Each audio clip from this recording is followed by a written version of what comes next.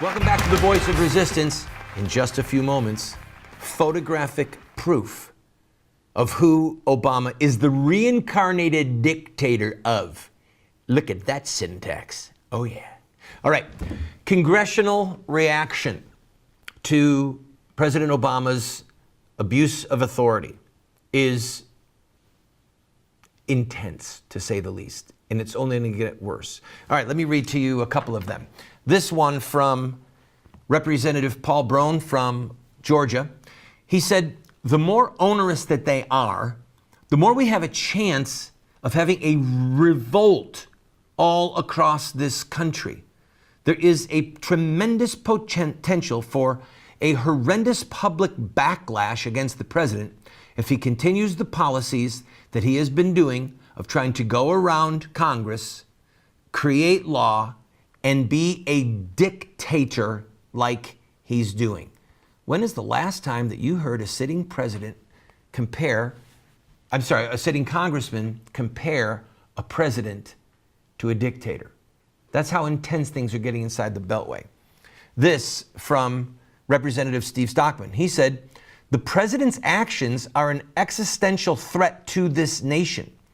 The right of the people to keep and bear arms is what has kept this nation free and secure for over 200 years.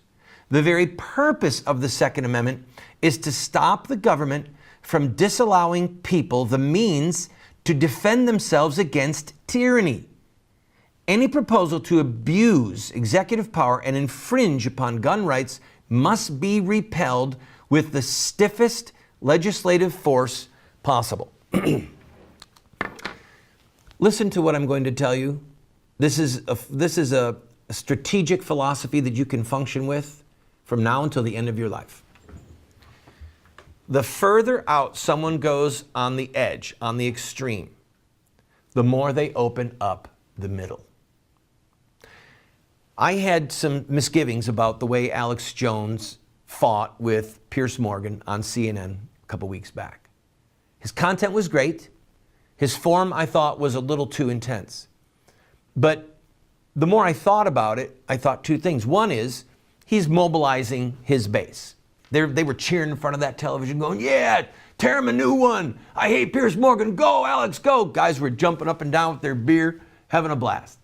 So it had value at that level. But there's another place it had value. And you need to understand this in any political fight that happens for the rest of your life. The further you push out the extreme, the more you open up the middle.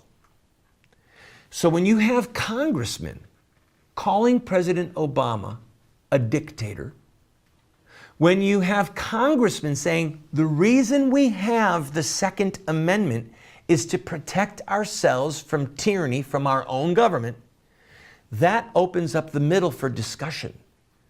Now those of us who want to say things of that ilk aren't extremists anymore.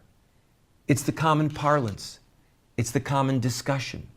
It's what people are talking about around the water cooler. So here's my suggestion to you. It's like a football game. When someone blocks and makes a big hole in the middle and the halfback's got the ball, run, baby, run. Quote these congressmen. Talk to your family, your friends. Write letters to the editor. Call in to radio talk shows. Talk about it at the water cooler. Well, Congressman so-and-so said he's acting like a dictator.